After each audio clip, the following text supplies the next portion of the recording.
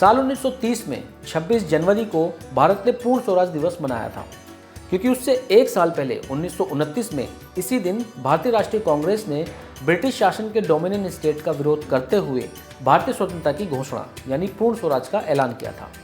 इस तारीख से भारत का और भी इतिहास जुड़ा है।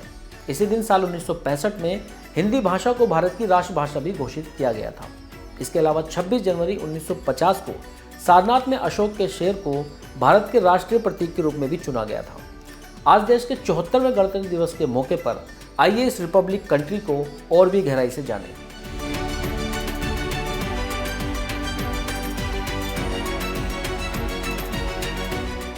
आज देश के 74वें गणतंत्र दिवस के मौके पर आइए इस रिपब्लिक कंट्री को और गहराई से जानें।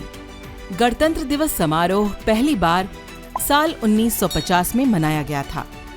राजपथ पर बंदूकों के साथ परेड करते सैनिक, हवा में लहराता तिरंगा, विभिन्न राज्यों के कल्चर को रिप्रेजेंट करती झांकियां और देश की सेनाओं के कई अद्भुत करतब और एयर शो हर किसी के अट्रैक्शन का सेंटर पॉइंट है। हालांकि 1955 में पहली बार इसे राजपथ पर आयोजित किया गया, जिसमें मुख्य अतिथि पाकिस्तान के गवर्नर जनरल मलिक गुलाम मोहम्मद थे। इससे पहले इस उत्सव की मेजबानी नेशनल स्टेडियम, लाल किला और रामलीला मैदान किया करते थे।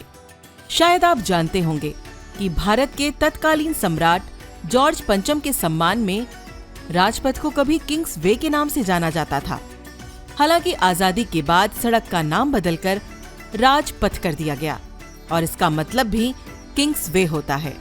इस दिन 21 तोपों की सलामी दी जाती है, लेकिन ये सिर्फ 21 शॉट हैं। 25 पॉइंटर्स नाम की भारतीय सेना की 7 तोपें होती हैं और इनसे 3 राउंड में फायरिंग की जाती है। इन तोपों को 1941 में बनाया गया था। आधिकारिक तौर पर 26 जनवरी 1950 को भारतीय संविधान लागू हुआ, जिसके बाद भारत एक गणतंत्र देश बन गया। आज का दिन 1930 को घोषित किए गए पूर्ण स्वराज दिवस की वर्षगांठ है। भारत का संविधान पूरी दुनिया में सबसे लंबा लिखित संविधान है। इसके 22 भागों में 448 लेख और 12 अनुसूचियां हैं। डॉक्टर भीमराव रामजी अंबेडकर जी भारतीय संविधान के मुख्य वास्तुकार थे। संविधान को पूरा होने में लगभग 2 साल 11 महीने और 18 दिन लगे।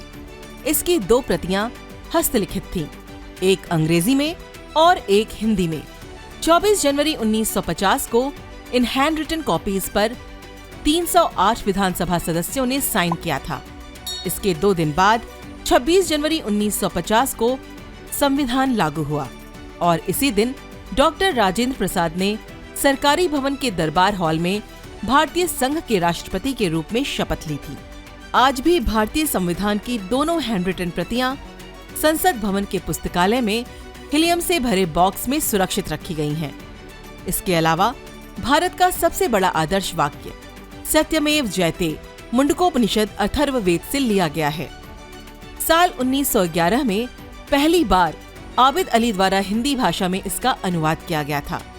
ये मदन मोहन मालवीय थे जिन्होंने सत्यमेव जयते के भारतीय आदर्श वाक्य का चयन किया था।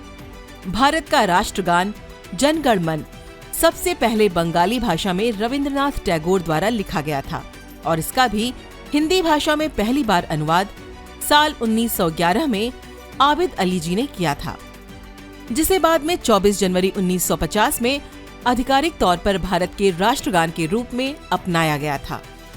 भारतीय राष्ट्रगान के बोल और संगीत रविंद्रनाथ टैगोर ने दिया है और 27 दिसंबर 1911 को कलकत्ता में हुई भारतीय राष्ट्रीय कांग्रेस की बैठक में इसे पहली बार गाया गया था।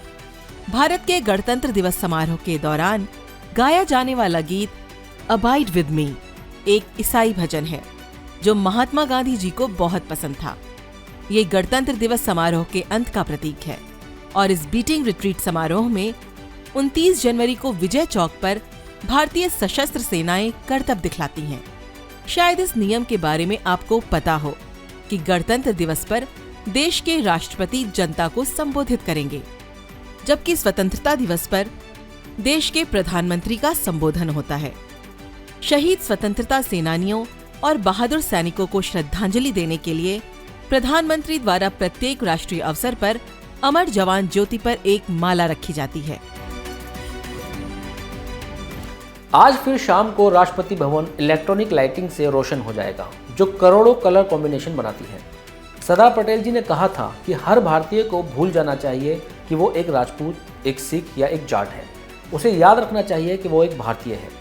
द रेवोल्यूशन देशभक्त हिंदुस्तानी की ओर से आप सभी को गणतंत्र दिवस की बहुत बहुत शुभकामनाएं। याद रखें, एकता ही किसी भी रेवोल्यूशन का आधार बन सकती है।